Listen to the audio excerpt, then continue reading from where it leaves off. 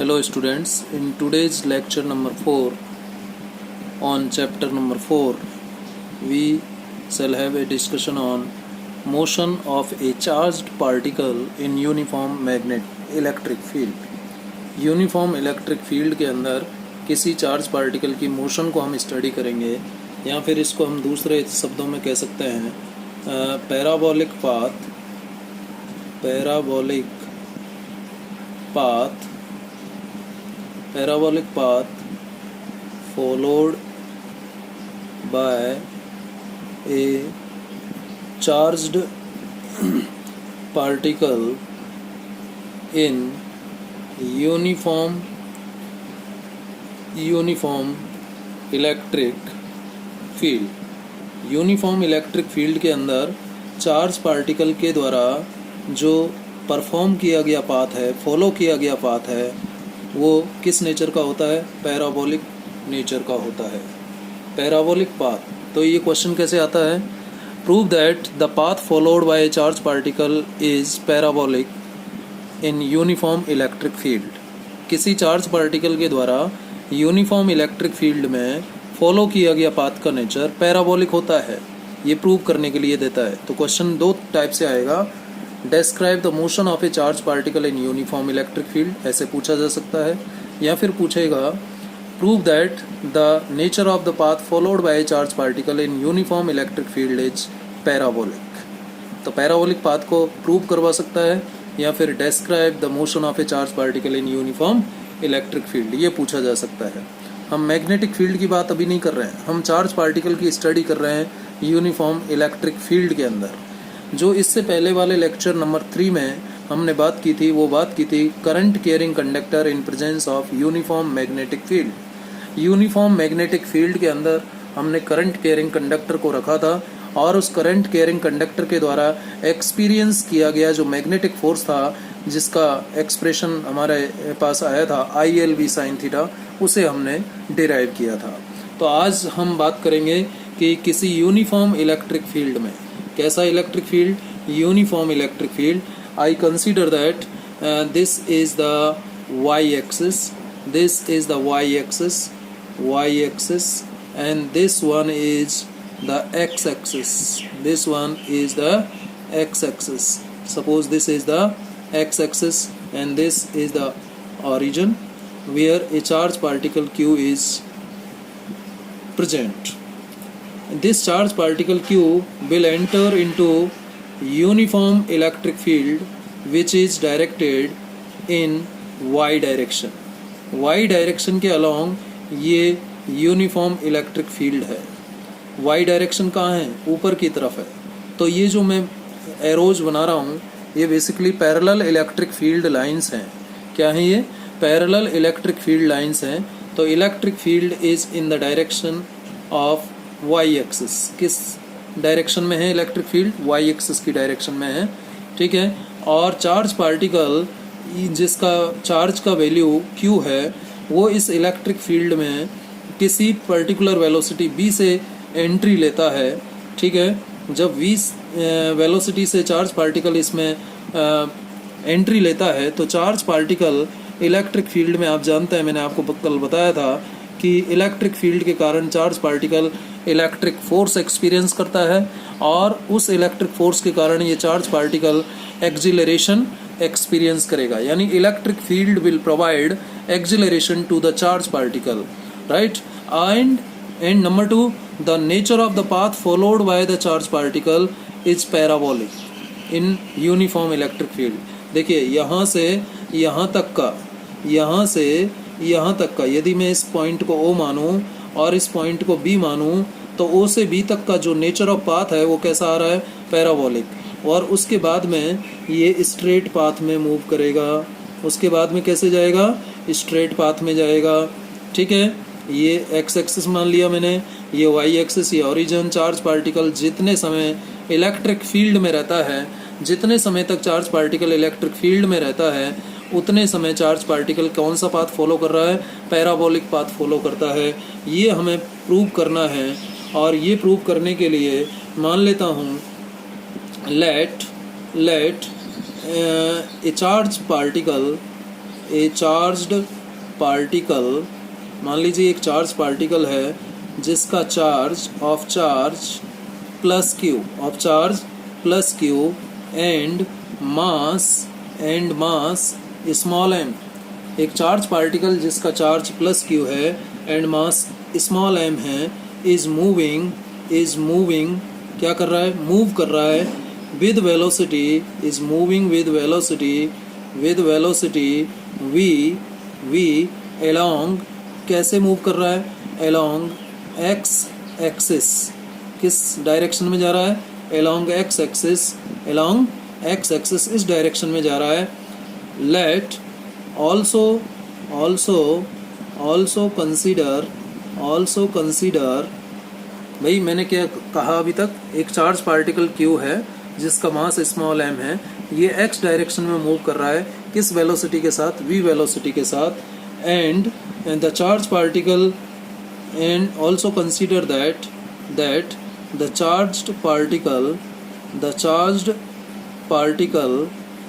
Particle experience क्या experience करता है, एक्सपीरियंसेज इलेक्ट्रिक फील्ड, है ना, एक्सपीरियंसेज यूनिफॉर्म इलेक्ट्रिक फोर्स ये कहो या इलेक्ट्रिक फील्ड कहो, ठीक है, ऑफ स्ट्रेंथ ई स्ट्रेंथ के इलेक्ट्रिक फील्ड को एक्सपीरियंस करता है, क्योंकि चार्ज पार्टिकल v वेलोसिटी से कहाँ मूव कर रहा है, in presence of uniform electric field जिसका स्ट्रेंथ कितना है E, और ये इलेक्ट्रिक फील्ड किस डायरेक्शन में है, along y एक्सिस, और जो चार्ज पार्टिकल मूव कर रहा है वो किस डायरेक्शन में है, x एक्सिस की डायरेक्शन में। तो चार्ज पार्टिकल इस तरफ जा रहा है और इलेक्ट्रिक फील्ड जो इस चार्ज पार्टिकल के द्वारा, इलेक्ट्रिक फील्ड कहें या इलेक्ट्रिक फोर्स जो एक्सपीरियंस हो रहा है इस चार्ज पार्टिकल के द्वारा, वो y डायरेक्शन में है, ठीक है। सो देयरफॉर फोर्स, कौन सा फोर्स, इलेक्ट्रिक फोर्स कहो, इसको इलेक्ट्रिक फोर्स कहें तो ज़्यादा बेटर होगा। देयरफॉर इलेक्ट्रिक फोर्स एक्सपीरियंस्ड, भाई जब चार्ज पार्टिकल जब यूनिफॉर्म इलेक्ट्रिक फील्ड में जाएगा तो क्या एक्सपीरियंस होगा उसको, इलेक्ट्रिक फोर्स एक्सपीरियंस होगा, और वो इलेक्ट्रिक फोर्स क्या होगा, इज कितना होगा, F is equal to Q into e होगा, F is equal to Q into e होगा, और F is equal to Q into e से and as per Newton's second law क्या कहता है कि force is equal to mass into acceleration होता है। m is the mass of an electron, a charge particle, and a is the acceleration of the charge particle. Therefore इन दोनों equation से, जब एक इक्वेशन तो कह रहा है F is equal to Q into e है, क्योंकि इलेक्ट्रिक फील्ड के अंदर जब चार्ज पार्टिकल जाएगा तो वो कितना फोर्स एक्सपीरियंस करेगा, Q इंटू ई एक्सपीरियंस करेगा, और न्यूटन सेकेंड लॉ के अकॉर्डिंग फोर्स किसके बराबर होता है, multiplication of mass and acceleration. तो मास इंटू एक्सिलरेशन किसके बराबर हो जाएगा, Q इंटू ई के बराबर हो जाएगा, और यहाँ से चार्ज पार्टिकल का हम एक्सिलरेशन पता कर पाएंगे, जिस एक्सिलरेशन के साथ चार्ज पार्टिकल कहाँ जा रहा है, चार्ज पार्टिकल जा रहा है इलेक्ट्रिक फील्ड में। यानी जब चार्ज पार्टिकल इलेक्ट्रिक फील्ड में मूव करता है तो उसके पास कितना एक्सिलरेशन होता है, a एक्सिलरेशन होता है, और इसका वैल्यू क्या होगा, QE अपॉन m होगा, QE अपॉन m होगा। अब मैं ये मान लेता हूँ कि चार्ज पार्टिकल के द्वारा जो कवर किया गया डिस्टेंस है x डायरेक्शन में, वो स्मॉल x है। भाई कितने डिस्टेंस में इलेक्ट्रिक फील्ड है, यहाँ से यहाँ तक का जो डिस्टेंस है वो मैं मान लेता हूँ x है, और ये वाला जो डिस्टेंस है यहाँ से यहाँ तक का, इस डिस्टेंस को मैं मान लेता हूँ y। This is x and this is y। तो देखिए एक्सिलरेशन हमने फाइंड आउट कर लिया। अब हमें नेचर ऑफ पाथ पता करना है कि इस चार्ज पार्टिकल का इलेक्ट्रिक फील्ड की प्रेजेंस में पाथ का नेचर क्या होगा। तो जो डिस्प्लेसमेंट है चार्ज पार्टिकल का, देखिए y is the displacement of the charged particle due to this electric field. y क्या है? डिस्प्लेसमेंट है. y क्या है? डिस्प्लेसमेंट. किसका displacement? Displacement of charged particle. Charge particle कितना डिस्प्लेस हुआ है? y. किसकी वजह से? इलेक्ट्रिक फील्ड की वजह से. किस डायरेक्शन में डिस्प्लेस हुआ? y डायरेक्शन में. देखिए यहाँ से ऐसे चल रहा था, लेकिन जैसे जैसे इलेक्ट्रिक फील्ड में एंटर किया वैसे वैसे ये इतना फाइनली डिस्प्लेस हो गया अपने ओरिजिनल पाथ से. y is the displacement, right? so we can say, so due to electric field, a charged particle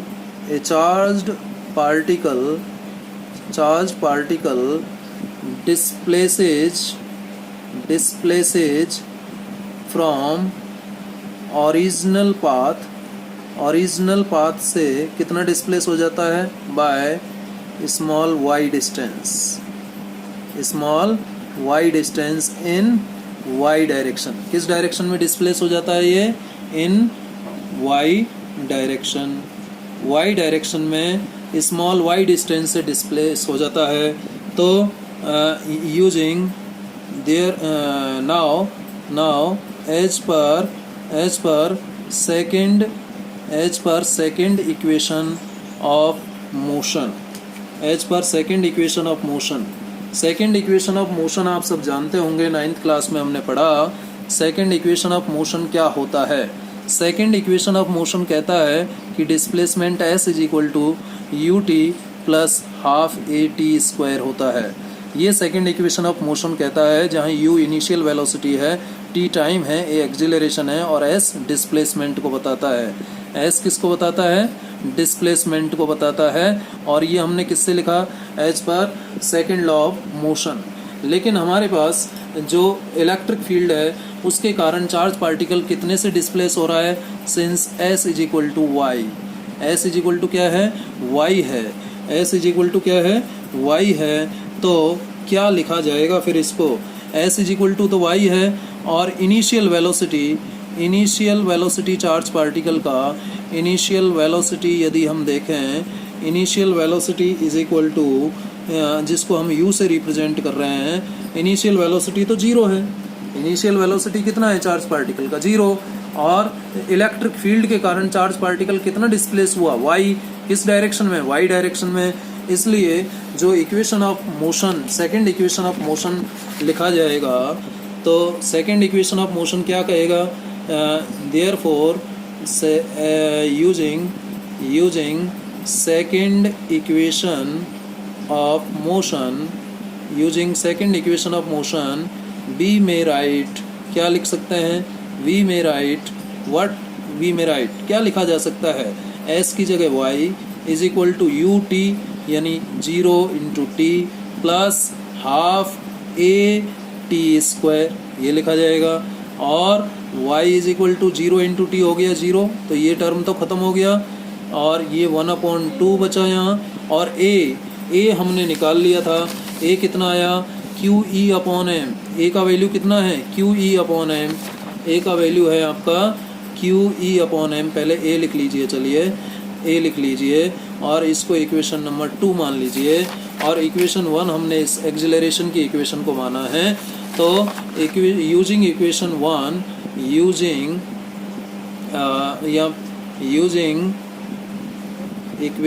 1 we have, क्या है हमारे पास? यूजिंग इक्वेशन 1 वी हैव, क्या है हमारे पास? a is equal to QE/m है.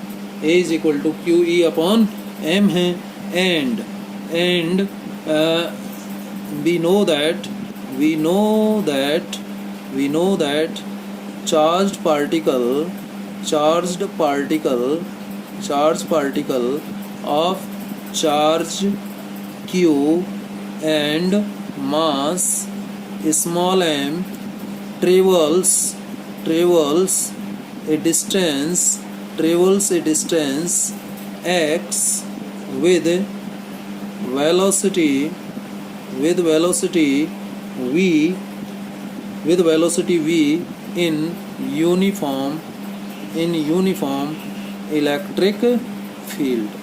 यूनिफॉर्म इलेक्ट्रिक फील्ड में यूनिफॉर्म इलेक्ट्रिक फील्ड के अंदर चार्ज पार्टिकल जिसका चार्ज q है, मास m है, वो चार्ज पार्टिकल इलेक्ट्रिक फील्ड में कितनी डिस्टेंस कवर कर रहा है? x डिस्टेंस कवर करता है। ठीक है, किस वेलोसिटी के साथ ये चार्ज पार्टिकल आगे जा रहा है? v वेलोसिटी के साथ जा रहा है। एक्सेलरेशन कितना है चार्ज पार्टिकल का? a है। तो क्या लिखा जाएगा?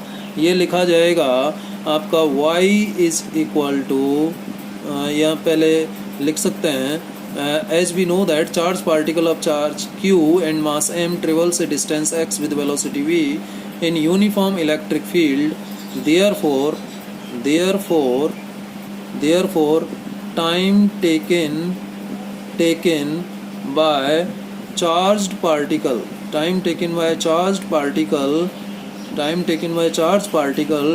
to cover a distance x in uniform electric field। Uniform electric field के अंदर x डिस्टेंस को कवर करने में जो समय लगेगा, या फिर इसको मैं कह सकता हूँ that is time taken by charged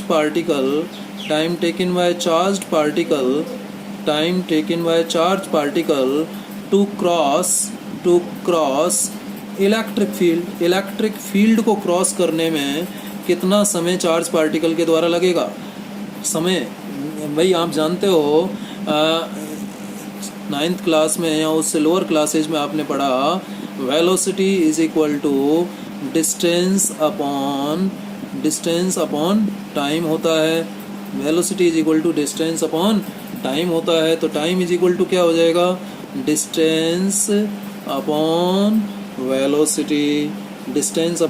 velocity. तो डिस्टेंस कितना कवर कर रहा है वो? x किस वेलोसिटी के साथ? v वेलोसिटी के साथ। तो देयरफॉर इक्वेशन 2 विल बी, अब इक्वेशन 2 में हम एक तो t का वैल्यू रख दें, इस t का वैल्यू रख दें कितना? x अपॉन v, और एक वैल्यू रख दें एक्सेलरेशन का कितना? QE upon m। तो जो डिस्प्लेसमेंट है y कितना हो जाएगा? हाफ a का मतलब QE upon m, right, and t square मतलब x upon v whole square. इसको मैं सॉल्व करूँ तो y is equal to QE upon 2m और v square into x square आ जाएगा। ठीक है, QE upon 2m v square into x square, और y इज इक्वल टू, अब देखिए q चार्ज है चार्ज पार्टिकल का जो कि कांस्टेंट रहेगा, इलेक्ट्रिक फील्ड यूनिफॉर्म है तो ये भी कांस्टेंट है, m मास है ये भी कांस्टेंट है, v वेलोसिटी है ये भी कांस्टेंट है। तो यहाँ से मैं इसको क्या लिख सकता हूँ? यहाँ से मैं लिख सकता हूँ y is equal to what? k into x square. y is equal to क्या लिख सकता हूँ? k इंटू एक्स स्क्वायर, या फिर x square is equal to k into y. और आप जानते होंगे लोअर क्लासेज में आपने पढ़ा होगा या मैथमेटिक्स में आपने पढ़ा होगा, इस टाइप का जो इक्वेशन होता है ये पैराबोलिक इक्वेशन होता है। किसका इक्वेशन है? पैराबोला का इक्वेशन है। पैराबोला इक्वेशन होता है इस फॉर्म में। ठीक है, तो x square is equal to k into y, where k is 2mv square, right. ये सॉरी ये y इज इक्वल टू, ये लिखेंगे हम, इसको पहले बेटा ऐसे लिख लो, यहाँ से देखिएगा, इसको आप लिख सकते हो x square is equal to 2mv square upon QE into y, ऐसे लिख लिया और ऐसे लिख दिया। Where k is equal to क्या आ गया? 2mv square QE, 2mv square upon QE, जो कि क्या है? एक कांस्टेंट है। क्या है? कांस्टेंट है। तो जब ये कांस्टेंट है तो therefore x square is equal to k into y represents, क्या रिप्रेजेंट करेगा? Represents a parabola. Thus we can say we can say that a charged particle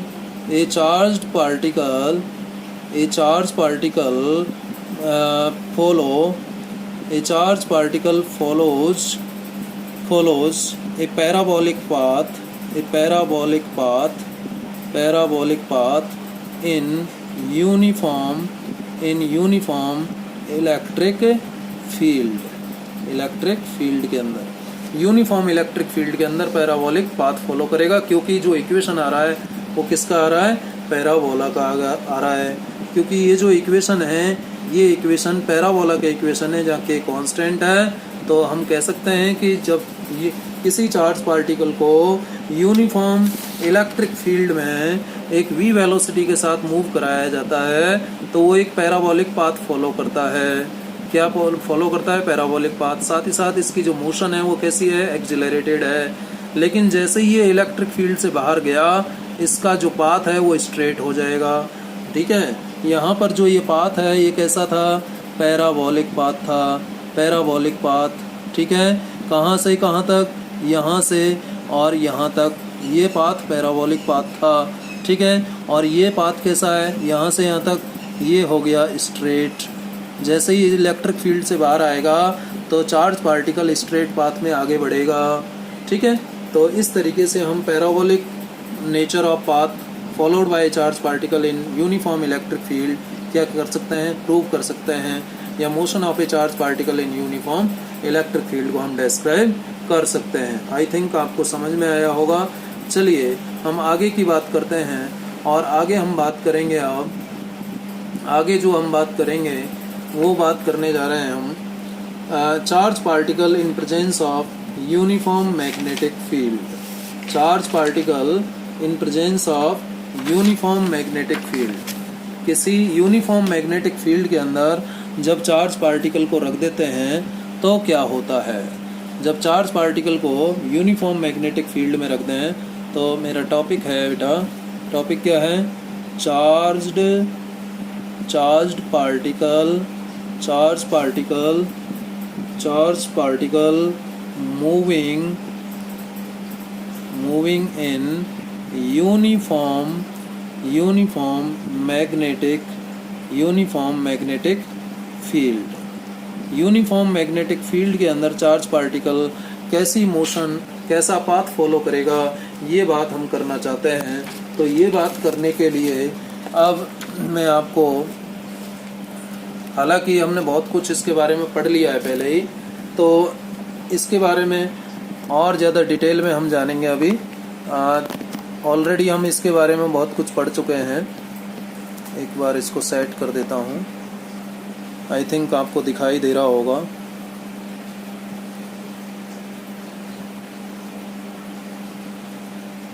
उम्मीद है आपको दिखाई दे रहा होगा।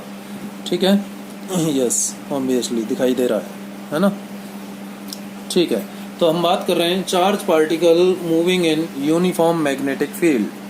यूनिफॉर्म मैग्नेटिक फील्ड के अंदर चार्ज पार्टिकल है, और मैंने आपको बताया था कि जब कोई charge particle we know that a charged particle of charge small q, we know that a charged particle of charge small q and mass small m, ठीक है, experiences, हम जानते हैं कि एक चार्ज पार्टिकल जिसका चार्ज q है और मास स्मॉल m है वो अनुभव करता है, एक्सपीरियंस करता है, क्या, experiences magnetic force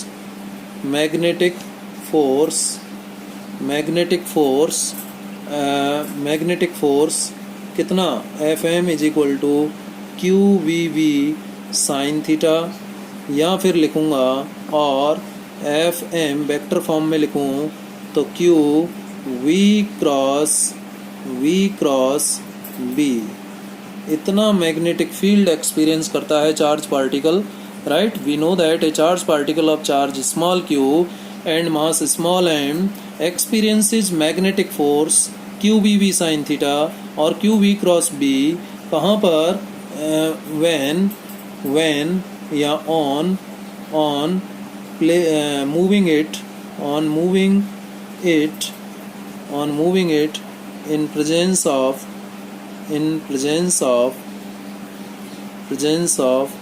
uniform magnetic field। Uniform magnetic field में रखे जाने पर चार्ज पार्टिकल इतना मैग्नेटिक फोर्स एक्सपीरियंस करता है, जिसको मैं दोबारा से यदि लिखूं तो इस तरीके से लिख सकते हैं, Q v v sine theta. इतना magnetic force charge particle magnetic field के अंदर यूनिफॉर्म मैग्नेटिक फील्ड में एक्सपीरियंस करता है। अब इसमें डिफरेंट केसेज हो सकते हैं। जैसे मैं जो मैग्नेटिक फील्ड ले रहा हूँ, मान लीजिए यूनिफॉर्म मैग्नेटिक फील्ड ले रहा हूँ और यूनिफॉर्म मैग्नेटिक फील्ड को मैं क्रॉस से रिप्रेजेंट कर रहा हूँ। ये लीजिए, this is the uniform magnetic field. Uniform magnetic field कैसा फील्ड है ये? Uniform magnetic field. Uniform magnetic field, right. Uniform magnetic field में ये चार्ज पार्टिकल मान लीजिए, अब ये क्रॉस का मतलब क्या है? मैग्नेटिक फील्ड किस तरफ है? इनटू द पेज है, इनटू द पेज है, अंदर की तरफ है। मैग्नेटिक फील्ड किस तरफ है? इनटू द पेज है, अंदर की तरफ है, अंदर की तरफ मैग्नेटिक फील्ड है, इनटू द पेज है।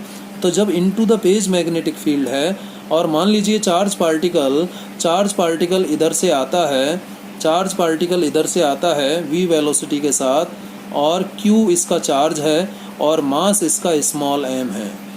m मास और q चार्ज का एक चार्ज पार्टिकल इस मैग्नेटिक फील्ड में v वेलोसिटी के साथ एंटर करता है, और ये जो चार्ज पार्टिकल है, ये चार्ज पार्टिकल मैग्नेटिक फील्ड के साथ थीटा एंगल बनाता है। कैसे एंट्री कर रहा है? Consider that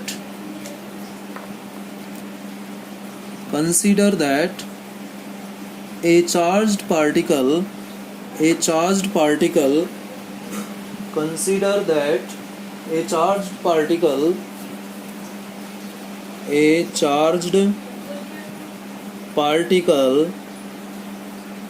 that a charged particle enters into magnetic field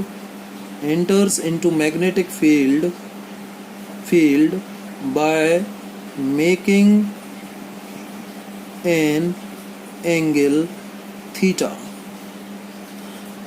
charge particle magnetic field में थीटा एंगल बनाते हुए एंटर करता है। तो ये जो थीटा है, ये चार्ज पार्टिकल की वेलोसिटी और मैग्नेटिक फील्ड के बीच का एंगल है। अब इसकी कई केसेज हो सकते हैं। मैं इसमें डिफरेंट केसेज की आपसे बात करूंगा। केस नंबर 1 में ले लेता हूं। इसमें केस फर्स्ट की यदि मैं बात करूं और कहता हूं, if theta is equal to zero, या फिर कहूं theta is equal to 180 degree, ये दोनों ही बातें हो सकती हैं। If theta is equal to zero and theta is equal to 180 degree, that is, भाई जीरो है, इसका मतलब इस theta is equal to 0 degree का मतलब क्या है? पैरेलल। किसके parallel? Parallel to magnetic field. और theta is equal to 180 degree का मतलब क्या है? Anti parallel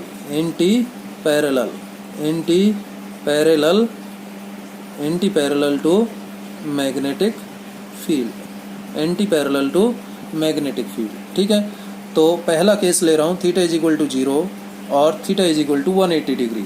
that is a charge particle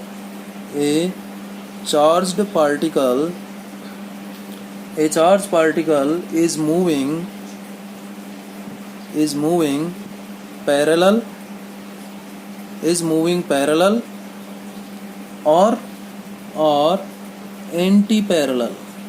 or anti-parallel. A charge particle is moving parallel or anti-parallel to the direction of magnetic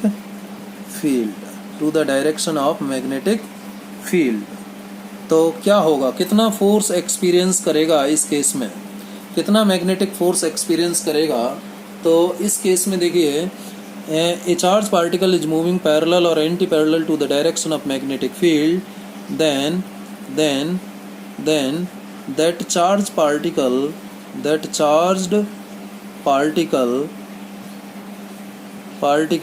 will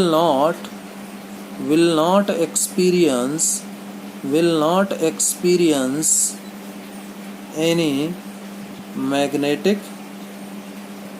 magnetic force, कोई magnetic force experience नहीं करेगा. that is it will move without deviation, without any deviation, अपने path से बिना deviate हुए उसी path पर चलता रहेगा.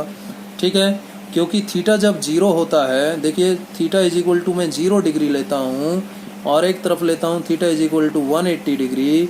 दोनों ही केस में magnetic force F M is equal to देखिए क्यू वी वी और साइन थीटा, तो साइन थीटा की जगह आ गया 0, साइन 0, और साइन 0 का वैल्यू होता है 0. तो कितना मैग्नेटिक फोर्स आ रहा है? 0 मैग्नेटिक फोर्स. और जब 180 डिग्री होता है तो F M is equal to q v v sine 180 आएगा. और साइन 180 आने का मतलब कितना हो जाएगा? साइन 180 अगेन 0 होता है तो ये भी 0 आएगा. तो 0 डिग्री का मतलब पैरेलल और 180 डिग्री का मतलब एंटी पैरेलल. तो जब कोई चार्ज पार्टिकल मैग्नेटिक फील्ड में उस मैग्नेटिक फील्ड के पैरेलल या एंटी पैरेलल डायरेक्शन से एंट्री लेता है तो वो चार्ज पार्टिकल कोई मैग्नेटिक फोर्स एक्सपीरियंस नहीं करेगा. मैंने आपको कल समझाया था. देखिए यहाँ पर मैंने मैग्नेटिक फील्ड को किस तरफ लिया है? इनटू द पेज लिया है, पेज के अंदर लिया है. तो देखिए इस जो एज है पेंसिल का शार्पन्ड एज वो नीचे की तरफ है, इनटू द पेज है. और इस पेंसिल को मान लीजिए, क्या मान लेते हैं इसको? इस पेंसिल को मान लीजिए चार्ज पार्टिकल या मैग्नेटिक फील्ड मान लीजिए. क्या मान लीजिए इसको? Magnetic field. This pencil of pink colour is nothing but the direction of magnetic field. ये डायरेक्शन ऑफ मैग्नेटिक फील्ड को बताती है और किस तरफ है? इनटू द पेज है. और ये जो पेन है, ये जो ग्रीन पेन मेरे हाथ में है, ये मैं मान लेता हूँ कि ये चार्ज पार्टिकल की डायरेक्शन को बताता है, मूवमेंट की डायरेक्शन को. अब देखिए ये जो रिफिल का पॉइंटर है वो नीचे की तरफ मैंने रखा है, यानी चार्ज पार्टिकल नीचे की तरफ मूव कर रहा है. और कैसे मूव कर रहा है? Parallel to magnetic field. Parallel to magnetic field, नीचे की तरफ charge particle into the page जा रहा है और मैग्नेटिक फील्ड भी इनटू द पेज है. तो पैरेलल हो गए या नहीं? क्योंकि थीटा का वैल्यू इन चार्ज पार्टिकल की वेलोसिटी v और मैग्नेटिक फील्ड b के बीच का जो एंगल थीटा होगा अब 0 डिग्री होगा. लेकिन यदि मैग्नेटिक फील्ड अंदर की तरफ है और चार्ज पार्टिकल पेज से बाहर जाए, अब देखिए रिफिल का जो पॉइंटर है वो ऊपर की तरफ है, तो चार्ज पार्टिकल ऊपर जा रहा है यानी वेलोसिटी ऊपर की तरफ है, वेलोसिटी का डायरेक्शन ऊपर की तरफ है और मैग्नेटिक फील्ड नीचे की तरफ है. तो थीटा कितना हो गया? 180 डिग्री हो गया. तो थीटा 0 डिग्री का मतलब पैरेलल होता है और theta is equal to 180 degree का मतलब एंटी पैरेलल होता है. तो हमने केस 1 में देखा कि यदि चार्ज पार्टिकल पैरेलल या एंटी पैरेलल डायरेक्शन से मैग्नेटिक फील्ड में एंट्री लेता है तो वो चार्ज पार्टिकल कोई मैग्नेटिक फोर्स एक्सपीरियंस नहीं करता. पहली बात क्लियर हो गई. ध्यान रखिएगा, 1 मार्क क्वेश्चन भी आ जाता है इनके ऊपर कि भाई चार्ज पार्टिकल जब किसी मैग्नेटिक फील्ड में एंट्री लेता है, मैग्नेटिक फील्ड की बात करें, चाहे उसमें पैरेलल डायरेक्शन से एंट्री ले रहा है या एंटी पैरेलल डायरेक्शन से एंट्री ले रहा है, तो वो चार्ज पार्टिकल कोई फोर्स एक्सपीरियंस नहीं करता.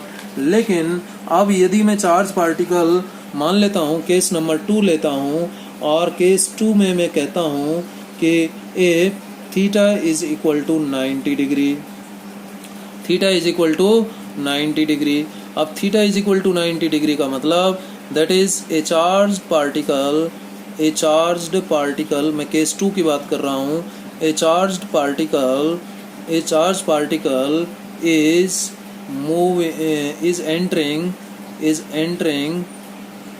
is entering into magnetic field, entering into magnetic field from a perpendicular direction.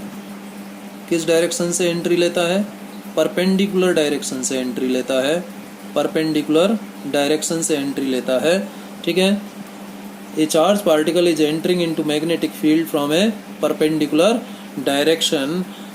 Perpendicular direction से जब चार्ज पार्टिकल एंट्री लेता है, देखिए परपेंडिकुलर डायरेक्शन का मतलब है ये मान लीजिए मेरे पास यूनिफॉर्म मैग्नेटिक फील्ड और मैं क्रॉस से रिप्रेजेंट कर रहा हूँ, तो आप समझ गए होंगे कि मैग्नेटिक फील्ड का डायरेक्शन इनटू द पेज है, पेज के अंदर है। यदि ये डॉट होता तो ये आउट ऑफ द पेज होता, लेकिन अभी क्रॉस से रिप्रेजेंट किया गया है मैग्नेटिक फील्ड को, इसका मतलब मैग्नेटिक फील्ड पेज के अंदर है। ठीक है, और जो चार्ज पार्टिकल है मान लीजिए इस तरफ से आता है, चार्ज पार्टिकल का चार्ज q है, मास m है और वेलोसिटी v के साथ एंट्री लेता है।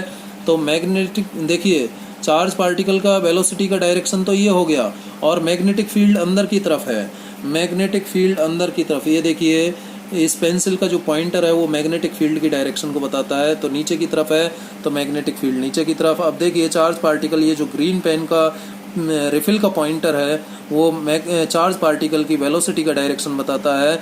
तो देखिए जरा चार्ज पार्टिकल ऐसे जा रहा है और मैग्नेटिक फील्ड नीचे की तरफ है, तो पेंसिल और पेन दोनों के बीच का एंगल कितना हुआ बेटा?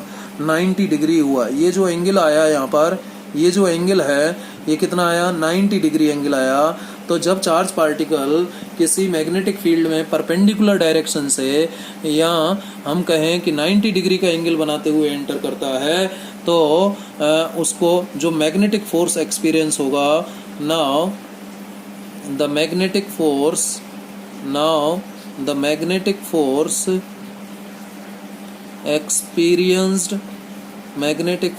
experienced by charged particle, now the magnetic force experienced by charged particle कितना होगा? will be Fm is equal to QVB sin theta, और थीटा की जगह है 90, तो sin 90 आ जाएगा या नहीं? क्योंकि परपेंडिकुलर डायरेक्शन से एंट्री ले रहा है, तो वेलोसिटी और मैग्नेटिक फील्ड दोनों के बीच का एंगल थीटा 90 डिग्री है। परपेंडिकुलर डायरेक्शन से एंट्री ले रहा है मैग्नेटिक फील्ड में, इसलिए थीटा की जगह 90 लिखा। तो Fm क्या आ गया यहाँ से? QVB, यानी मैक्सिमम मैग्नेटिक फोर्स एक्सपीरियंस करेगा। जब चार्ज पार्टिकल परपेंडिकुलर डायरेक्शन से एंट्री लेता है मैग्नेटिक फील्ड में, तो वो मैक्सिमम मैग्नेटिक फील्ड एक्सपीरियंस करता है। एंड दिस मैग्नेटिक फोर्स, जब चार्ज पार्टिकल मैग्नेटिक फील्ड के अंदर गया तो उसको मैग्नेटिक फोर्स एक्सपीरियंस हुआ। And this magnetic force will provide a centripetal force. क्या प्रोवाइड करेगा? सेंट्रीपिटल फोर्स प्रोवाइड करेगा, PETL, सेंट्रीपिटल फोर्स।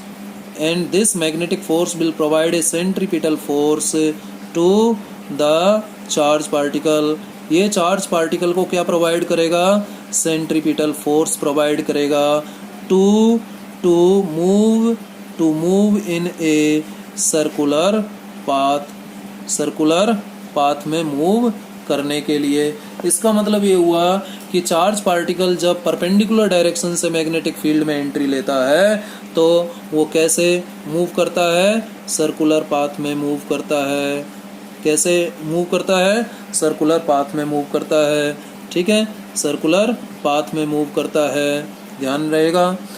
जब चार्ज पार्टिकल किसमें, अब मैग्नेटिक फील्ड में 90 डिग्री का एंगल बनाते हुए एंट्री लेता है, तो वो सर्कुलर पाथ में मूव करता है इस टाइप से। तो किसी भी जगह आपको वेलोसिटी का डायरेक्शन पता चाहिए तो इस सर्कुलर पाथ पर टेंजेंट ड्रॉ कर दीजिए, ये वेलोसिटी का डायरेक्शन आ जाएगा चार्ज पार्टिकल का। किसी भी जगह आप वेलोसिटी का डायरेक्शन ड्रॉ कर सकते हैं, टेंजेंट आपको वेलोसिटी का डायरेक्शन देगा। और ये सेंटर है इस सर्कुलर पाथ का और ये रेडियस हो गया इस सर्कुलर पाथ का। ठीक है, अब यहाँ चार्ज पार्टिकल को क्या ये चार्ज पार्टिकल है मान लीजिए, चार्ज पार्टिकल को क्या एक्सपीरियंस हो रहा है? यहाँ मैग्नेटिक फोर्स एक्सपीरियंस हो रहा है। यहाँ भी होगा, सब जगह होगा। अब ये मैग्नेटिक फोर्स किससे बैलेंस होगा? इस सेंटर की तरफ लगने वाले सेंट्रीपिटल फोर्स से। किससे बैलेंस हो जाएगा? ये मैग्नेटिक फोर्स इस सेंटर की तरफ लगने वाले सेंट्रिपिटल फोर्स से बैलेंस होगा, यानी Fc बराबर Fm होगा, Fc बराबर Fm होगा।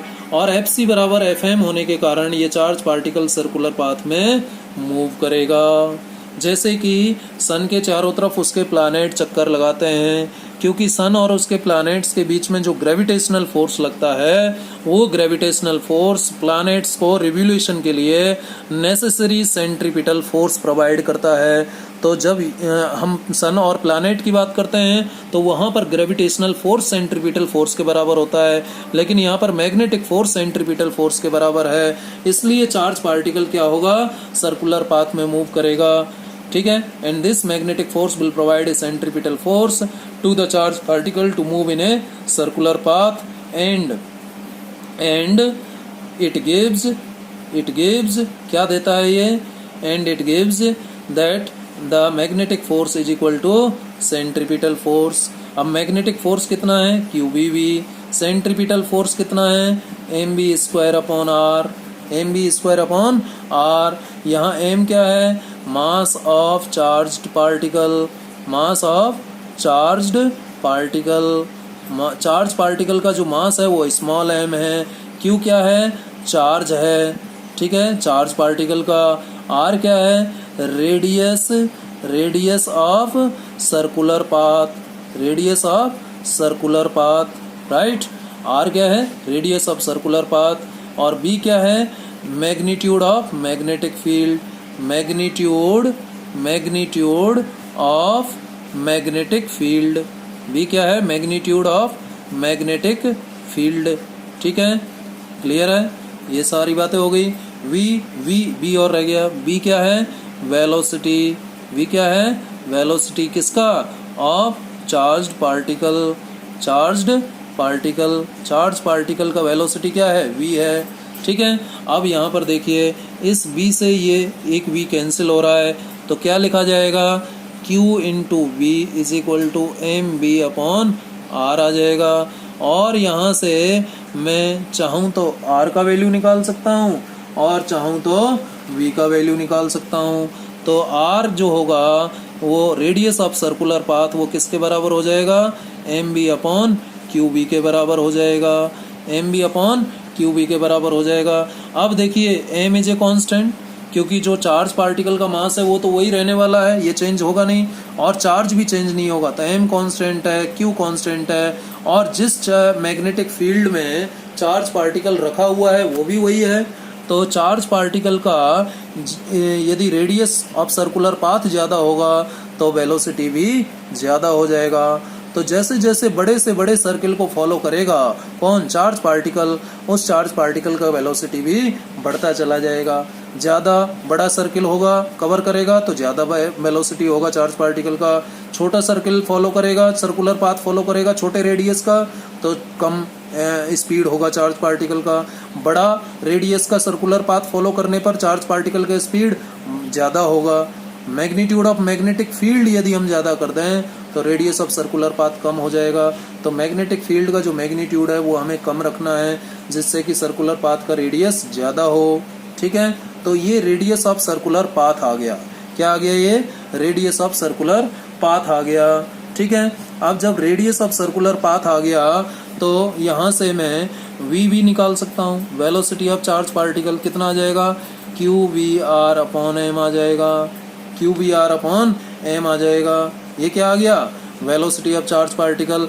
अब मैं आपसे बात करता हूँ कि चार्ज पार्टिकल का टाइम पीरियड क्या होगा। टाइम पीरियड मतलब जिसको हम कैपिटल T से रिप्रेजेंट करते हैं, और ये क्या होगा, time taken by charge particle के द्वारा लिया गया समय to cover a circular path. एक सर्कुलर पाथ को कवर करने में कितना समय चार्ज पार्टिकल लेता है वो उसका टाइम पीरियड कहलाता है। जैसे और समझें भाई, एक पूरा चक्कर लगाने में, जैसे ये चार्ज पार्टिकल है Q, और इसको एक पूरा चक्कर लगाने में जो समय, एक चक्कर लगाने में जो समय लगेगा वो टाइम पीरियड होगा। ये सर्कुलर पाथ का रेडियस हो गया। चार्ज पार्टिकल q है, मास क्या है चार्ज पार्टिकल का, इस चार्ज पार्टिकल का मास स्मॉल m है, किस वेलोसिटी से जा रहा है, v वेलोसिटी से। हर जगह इसकी वेलोसिटी हम टेंजेंट ड्रॉ करके निकाल सकते हैं, ये लीनियर वेलोसिटी का डायरेक्शन है, एंगुलर का नहीं है, ठीक है। तो r आ गया।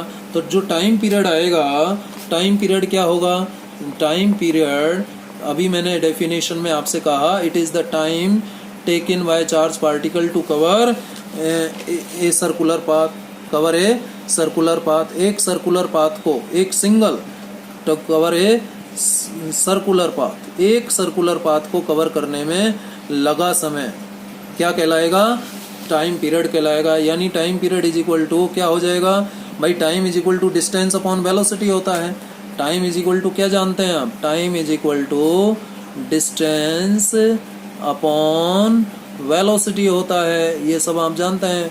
Velocity is equal to distance upon time, तो time is equal to distance upon velocity होगा।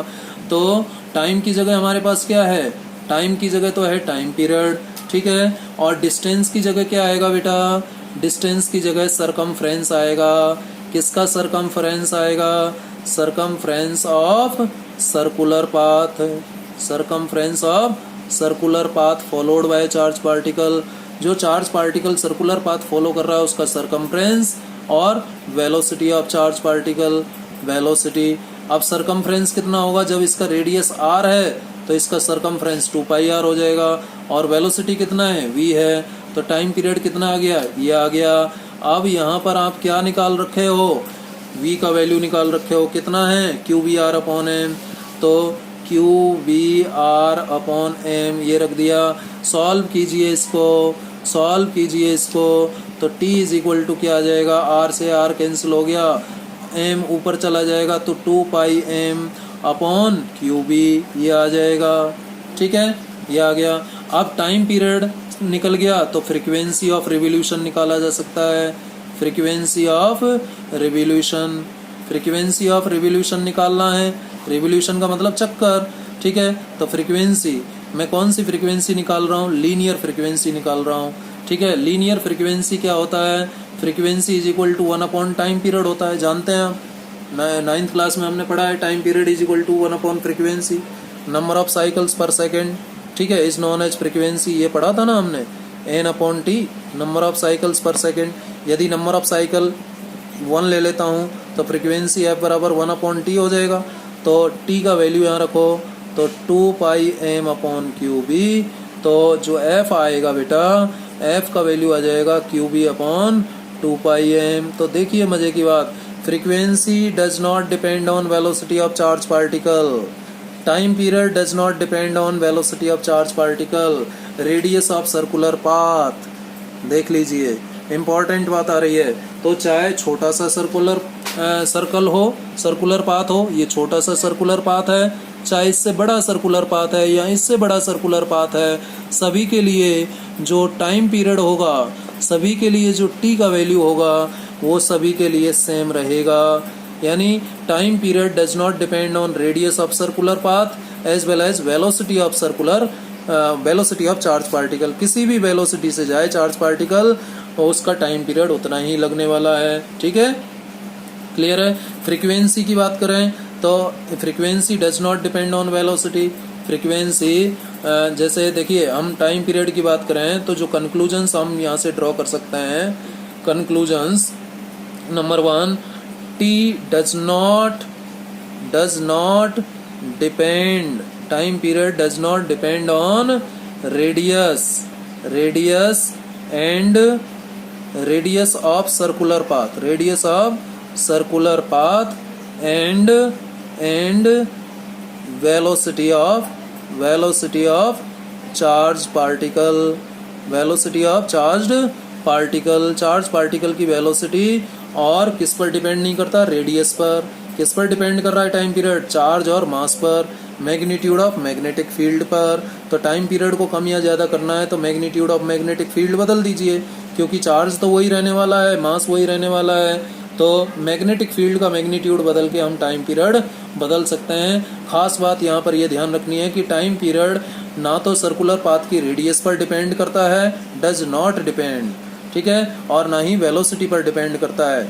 यानी किसी भी रेडियस का सर्कुलर पाथ हो जो चार्ज पार्टिकल है उसके द्वारा टाइम पीरियड जो उसका होगा for each and every circular path of any radius will remain same for same charge particle. ठीक है, दूसरा जो कंक्लूजन में अभी तक के डिस्कशन से निकाल सकता हूँ, फ्रीक्वेंसी। ये कौन सी फ्रीक्वेंसी है बेटा? लीनियर फ्रीक्वेंसी है। Frequency does not depend on radius पर नहीं डिपेंड कर रहा है ना, आर नहीं आ रहा है इसमें। एंड वेलोसिटी, रेडियस किसका? Radius of circular path. जो सर्कुलर पाथ है उसकी रेडियस पर डिपेंड नहीं करता। कौन? फ्रीक्वेंसी। ठीक है, और किस पर डिपेंड नहीं करता? And velocity of charge particle की वेलोसिटी पर भी डिपेंड नहीं करता। ठीक है, तो अभी ये टॉपिक कंप्लीट नहीं हुआ है, लेकिन मैंने आपसे केवल अभी तक 2 केसेस डिस्कस किए हैं, केस 1 एंड केस 2। केस 1 हमने बात की जब मैं कौन सा टॉपिक आज आपसे डिस्कस किया? Charge particle moving in uniform magnetic field. कितना फोर्स एक्सपीरियंस करता है? QVB sin theta, right. जब पहला केस लिया 0 डिग्री एंड 180 डिग्री, पैरेलल और एंटी पैरेलल डायरेक्शन से जब चार्ज पार्टिकल मैग्नेटिक फील्ड में एंटर करता है तो वो कोई मैग्नेटिक फोर्स एक्सपीरियंस नहीं करता। दूसरा केस जो हमने लिया कि जब चार्ज पार्टिकल 90 डिग्री का एंगल बनाते हुए मैग्नेटिक फील्ड में एंट्री करता है, जब चार्ज पार्टिकल 90 डिग्री का एंगल बनाते हुए यानी charge particle perpendicularly magnetic field में एंट्री लेता है तो वो सर्कुलर पाथ फॉलो करेगा। मैक्सिमम मैग्नेटिक फोर्स इस समय एक्सपीरियंस होता है, और मैक्सिमम मैग्नेटिक फोर्स जो इसको एक्सपीरियंस हो रहा है वो मैक्सिमम मैग्नेटिक फोर्स, और ये मैग्नेटिक फोर्स इस चार्ज पार्टिकल Q को सर्कुलर पाथ में घूमने के लिए जो जरूरी सेंट्रीपिटल फोर्स है वो प्रोवाइड करता है। This magnetic force will provide a necessary centripetal force, आवश्यक centripetal force, a necessary centripetal force to the charge particle to move in a circular path। तो Fm बराबर क्या हो जाएगा? Fc। यहाँ से रेडियस ऑफ सर्कुलर पाथ हमने निकाला। ठीक है, जितनी ज्यादा रेडियस होगी सर्कुलर पाथ की, चार्ज पार्टिकल की वेलोसिटी उतनी ही ज्यादा बढ़ जाएगी, और जब वेलोसिटी बढ़ेगी चार्ज पार्टिकल की तो चार्ज पार्टिकल की काइनेटिक एनर्जी भी उतनी ही ज्यादा बढ़ जाएगी। तो यदि हमें हाईली एनर्जेटिक चार्ज पार्टिकल बनाना है तो हमें चार्ज पार्टिकल के द्वारा फॉलो किए गए सर्कुलर पाथ की रेडियस को ज्यादा से ज्यादा करना होगा। यहाँ से हमने वेलोसिटी भी निकाली। टाइम पीरियड यानी time taken by charge particle to cover a circular path, ये हमने बात की। एक सर्कुलर पाथ को कवर करने में जो टाइम लगता है उसे टाइम पीरियड कहते हैं, जिसे हमने क्या लिखा? Circumference of circular path upon velocity, ये लिखा टाइम पीरियड को। और सरकमफ्रेंस कितना? 2πr, और वेलोसिटी कितना? v, तो 2πr अपॉन v की जगह क्या लिखा? QVR upon m। और यहाँ से देखिए r से r कैंसिल हुआ, 2πm अपॉन QV। तो बड़ा इंपॉर्टेंट रिलेशन है टाइम पीरियड का। टाइम पीरियड ना तो रेडियस ऑफ सर्कुलर पाथ पर डिपेंड करता है, चाहे किसी भी रेडियस का सर्कुलर पाथ है, चाहे इस रेडियस का है, चाहे इस रेडियस का है, चाहे इस रेडियस का है, सभी सर्कुलर पाथ के लिए टाइम पीरियड सेम रहेगा, क्योंकि time period does not depend on radius as well as it does not depend on velocity of charge particle. Whatever is the velocity of charge particle, the time period will remain same, right. उसके बाद में हमने linear frequency की बात की। कौन सी frequency की बात की? Linear frequency of revolution. Frequency क्या होता है? 1 टाइम पीरियड। टाइम पीरियड का रेसिप्रोकल होता है। भाई टाइम पीरियड तो हम सेकंड में मेजर करते हैं, और फ्रीक्वेंसी किस में मेजर करते हैं आप जानते हैं? पर सेकंड में, या फिर और क्या नाम देते हैं? हर्ट्ज नाम देते हैं, HZ हर्ट्ज, ठीक है। और फ्रीक्वेंसी इज इक्वल टू ये, जब हमने टाइम पीरियड का वैल्यू रखा तो इसका रेसिप्रोकल आ गया। तो ना तो फ्रीक्वेंसी डिपेंड करता है किस पर? रेडियस पर, ना टाइम पीरियड डिपेंड करता है। सिमिलरली ना तो फ्रीक्वेंसी डिपेंड करता है वेलोसिटी पर, सिमिलरली टाइम पीरियड भी वेलोसिटी पर डिपेंड नहीं करता, ठीक है। तो ये 2 केस आज हमने डिस्कस किए हैं। अगले लेक्चर में हम इसी टॉपिक को कंटिन्यू रखेंगे और बात करेंगे कि जब चार्ज पार्टिकल पहले तो हम एंगुलर फ्रीक्वेंसी की बात करेंगे। इसमें एंगुलर फ्रीक्वेंसी क्या होगी, ठीक है। वैसे तो एंगुलर फ्रीक्वेंसी निकालना काफ़ी आसान है। एंगुलर फ्रीक्वेंसी को यदि आप निकालना चाहें तो निकाल सकते हैं, छोटा सा हिस्सा है। चलिए कल ही बात हम करेंगे, एंगुलर फ्रीक्वेंसी पहले निकालेंगे और उसके बाद में केस थर्ड पर जाएंगे कि जब चार्ज पार्टिकल मैग्नेटिक फील्ड में 0 डिग्री, 90 डिग्री और 180 डिग्री इन तीनों एंगल के अलावा किसी और एंगल को बनाते हुए एंट्री करे तो चार्ज पार्टिकल के द्वारा फॉलो किया गया पाथ कैसा होगा और उसका डिटेल क्या होगा, उसका रेडियस क्या होगा, उसका वेलोसिटी क्या होगा। वहां पर एक नया टर्म पिच भी डिफाइन होगा, उस पिच का मीनिंग क्या होता है, ये सब बात हम इससे नेक्स्ट लेक्चर में करेंगे। तो आज इसको आप वापस से देखिएगा, ठीक है। बड़े पेशेंस के साथ आप इसको समझते हुए चलिए और यही कॉन्सेप्ट्स हैं। आगे हम एक साइक्लोट्रॉन डिवाइस पढ़ेंगे जिसके ऊपर 5 मार्क्स का क्वेश्चन CBSE में आता रहता है, ठीक है, एवरी ईयर, चाहे न्यूमेरिकल प्रॉब्लम आता है या थ्योरेटिकल प्रॉब्लम आता है। लेकिन उस साइक्लोट्रॉन डिवाइस को समझने के लिए हमें ये बेसिक्स समझने पड़ेंगे। तो प्लीज़ इसको एक बार फिर से पढ़िएगा, ध्यान से पढ़िएगा और अपने नोट्स बनाइएगा। Thank you very much.